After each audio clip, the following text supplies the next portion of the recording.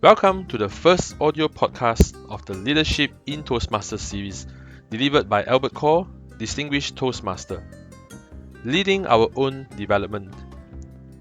I was at a club meeting, and it was a face-to-face meeting. The invocator, a very respected Toastmasters leader, casually asked, "Can all the leaders in the club stand up?" The officers of the club reluctantly stood up. The area directors and division directors were looking confused, but stood up anyway, and the members happily remained seated. The invocator was slightly dissatisfied.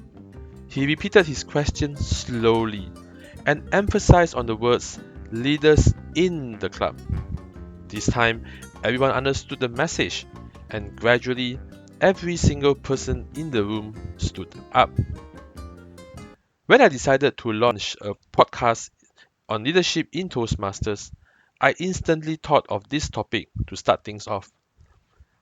Toastmasters is where leaders are made, but strange enough, we still often associate leaders with titles and positions.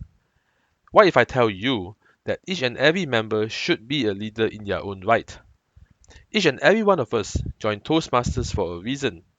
We may not fully understood Toastmasters at the time, but we knew enough to sign up as a member. Now, what happens next in our journey is entirely our own responsibility. Would you agree with that? I joined MIC Toastmasters 3 years ago, which is my company's corporate club. I was invited by a colleague. It was not in a good shape, and we had only 4 to 5 active members, and meetings were extremely irregular.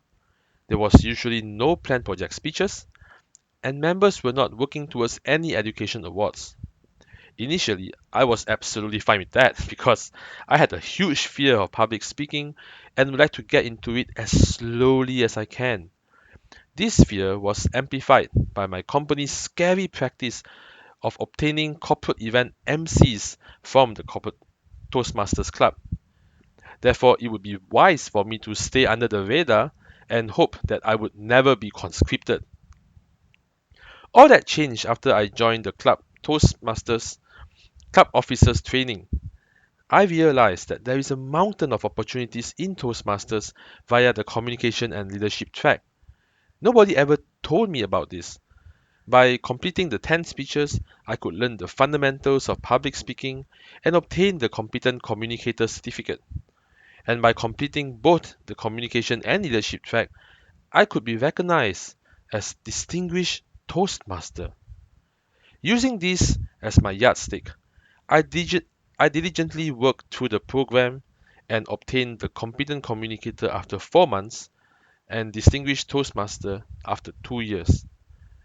To do this, I had to venture out of my comfort zone and force myself to improve in areas where I would normally struggle, such as storytelling and humor. In fact, by now you can probably tell that I'm still not amazing in these two areas, but I've improved so much that when I first started. So the first point I wish to share is take lead of our own development by setting a goal. What do you aspire to be, and how can Toastmasters help you get there? What goals are you prepared to set? Ask ourselves these questions, and you may be surprised. After setting my goal, Toastmasters became both training and hobby to me. If I'm serious in my desire to be a confident speaker, I have to attend my club meetings and participate actively. My favorite example is a gym membership. If you initially join to lose a substantial amount of weight or to build muscles, but will only visit the gym once a month, or would visit regularly but spend the entire time at the gym walking slowly on a treadmill, you will find it extremely difficult to achieve any of those goals. Therefore, I made it a point to attend club meetings regularly, and in the last 3 years, I missed no more than 5 meetings despite my hectic work schedule. By attending club meetings regularly and participating actively, I was also able to contribute to my club to create a healthier environment, and in turn, this can help me to grow even further. Development as a public speaker requires more than just solo effort. Active involvement in the club will create a support group which will further enhance your skills. I have staunch supporters from my home club who will make time to be there when I'm delivering a speech. This encourages me to go on and to go further. Therefore, the second ingredient to take lead of our own development is commitment. But why stop at our own club? Imagine if we can tap into the community of the thousands of Toastmasters in the surrounding area. In the words of a clubber, Cecilia Koch from YMCA Toastmasters Club, this is what she has to say.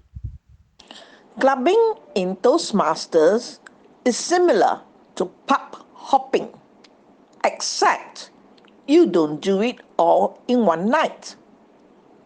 You get to see, experience, and take away pointers to expand your Toastmasters learning. When I started visiting other clubs, I never looked back. I could practice speaking before an unfamiliar audience, get to know other Toastmasters, and learn other clubs' best practices. For the record, I have visited more than 70 clubs, including around 10 clubs from outside Malaysia. I have also served as a general evaluator in more than 30 of those clubs. In each of those clubs, I found similarities and differences. While we are all very similar as we practice the Toastmasters core values and the general meeting practices such as table topics and prepared speeches, we are also unique in terms of our special practices and features. For example, in the club which I visited, the Premier Advanced Toastmasters Club, they have go with the flow in place of table topics, where the impromptu speakers will deliver their responses based on what was mentioned by the previous speaker, which is similar to a debate format. In another club, Rio Gringo Toastmasters Club, members would give immediate feedback to the speaker within a minute after the speech to encourage the speaker. As a club leader at the time, I could bring these ideas back to my club, and I did. As a Toastmasters, I could also learn other approaches for a constructive meeting. Sometimes, you get unexpected experiences from clubbing. I visited a club, Toastmasters International Kuala Lumpur, or TMIKL in short, in November 2017. I instantly fell in love with the club due to its friendly atmosphere and members. I eventually became a guest who was so regular that they wouldn't even introduce me as a guest during the meetings after that. After more than 2 years, this love story finally blossomed as I finally became a member of the club, and I'm currently the Vice President Public Relations of TMIKL.